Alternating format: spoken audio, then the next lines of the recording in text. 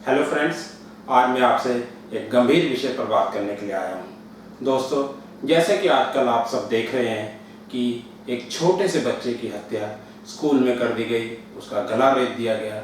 दोस्तों, ये घटना तो हो गई, लेकिन हमें ये देखना है कि ऐसी घटनाओं से अपने बच्चों को बचाया कैसे जा सकता है। साथियों, हम सब के घर में बच्चे हैं, छोटे छोटे बच्चे हैं, मासूम बच्चे हैं।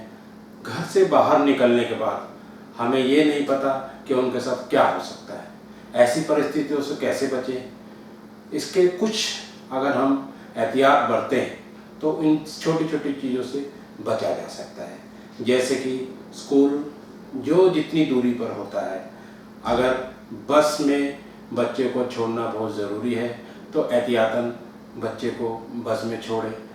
लेकिन कोशिश एक ये भी की जा सकती है कि बच्चे को खुद से, अपनी कार से, अपने स्कूटर से, मोटरसाइकिल से, जो भी घर में सुख सुविधा मौजूद है उस हिसाब से हम बच्चे को वहाँ पर स्कूल तक छोड़ सकते हैं।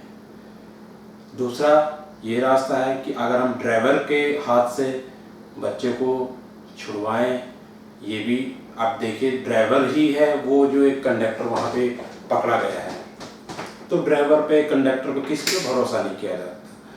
ज़्यादा से ज़्यादा कोशिश ये करनी है कि हम अपने बच्चे को खुद से छोड़ें।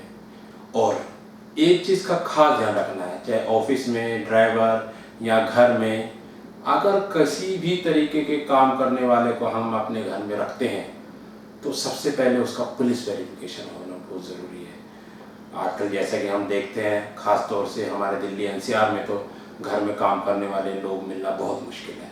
लेकिन उसका मकसद ये बिल्कुल नहीं है कि हम अपनी सुरक्षा के साथ खिलवाड़ करें, ऐसा बिल्कुल नहीं होना चाहिए। किसी को भी अगर हम अपने घर में लगाते हैं, अपनी गाड़ी चलाने के लिए लगाते हैं या किसी दूसरे सोर्सेस से उससे हम अपना आना जाना रखते हैं, घर में आना जाना, ऑफिस में आना जाना, तो उसका एक पुलिस वेरिफिकेशन बहुत ज़्यादा ज़रूरी है, ताकि अगर कल को वो कुछ गड़बड़ करता है तो पुलिस अपना काम आसानी से कर सके। इन छोटी छोटी चीज़ों का अगर हम ध्यान रखें तो हम एक बड़े हादसे से बच सकते हैं। अब देखिए, स्कूल में एक 7 साल का बच्चा, उसका क्या कसूर हो सकता है, ये सोच सोच कर आज हमारे देश की सुरक्षा एजेंसियां परेशान है। हमारा हर एक माता पिता उस परेशानी से जूझ रहा है। छोटे छोटे स्कूल के जो बच्चे हैं वो स्कूल जाने से घबरा रहे हैं। बच्चे ये सोच रहे हैं कि कल को जैसे उसका छोटे बच्चे का गला काट दिया, कल को हमारे साथ भी तो ये हादसा नहीं हो सकता है। इसलिए हमें बहुत ज़्यादा एहतियात बरतना है, ख़ास तौर से जो छोटी छोटी बच्चियाँ होती हैं, लड़की होती हैं। आप देखते हैं, आए दिन हम खबरों में देखते हैं, किसी 5 साल की बेटी के साथ रेप हो गया, किसी के साथ 10 साल की बच्ची के साथ रेप हो गया। ये जो घटनाएं हैं ये आए दिन कहीं ना कहीं हमें सुनने के लिए मिल जाती हैं। लेकिन टेलीविज़न पर ये घटनाएं सुनकर हम एक कान से सुने दूसरे कान से निकाल दें, ऐसा बिल्कुल नहीं होना चाहिए। ये जो हम समाज में देखते हैं टीवी के माध्यम से, न्यूज़ के माध्यम से, इससे हमें अलर्ट होना बहुत ज़्यादा ज़रूरी है। जब अलर्ट होंगे तभी तो हम हादसे से बच सकते हैं। इसलिए खास तौर पे अपने बच्चों का खुद ध्यान रखें। सरकार की जिम्मेवारी देश को चलाना, राज्य को चलाना होती है। इंडिविजुअली वो हमारे घर की देखभाल वो नहीं कर सकते। देश चलाना बड़ा मुश्किल होता है, एक स्टेट चलाना बड़ा मुश्किल होता है। एक एक आदमी को सुरक्षा देना पॉसिबल नहीं है कुछ हद तक। इसलिए कुछ हमारी भी जिम्मेवारियाँ बनती हैं कि हम ऐसी चीज़ों से बचें। जहाँ तक स्कूल की बात है, आप लोग देख रहे हैं जो प्राइवेट स्कूल हैं सब मनमानी करते हैं ज़्यादातर। जब हम स्कूल में जाते हैं तो ढोंग लीला ज़्यादा रचाते हैं। पहले बोलेंगे कि जी आप अपने आईडी दिखाओ, आप माता पिता हो भी कि नहीं हो, ये है वो है। कोई रिश्तेदार आए तो बोलेंगे कि माता पिता से लिखवा के लेके आओ। तो वो ये जो सारी चीज़ें वो करते हैं वो सिर्फ हमें हमारे मेंटली सेटिस्फेक्शन के लिए करते हैं कि कहीं पे पेरेंट्स को ये लगे कि हाँ हमारे देखो स्कूल के अंदर कितना एहतियात बरता जाता है, जबकि ऐसा कुछ भी नहीं है।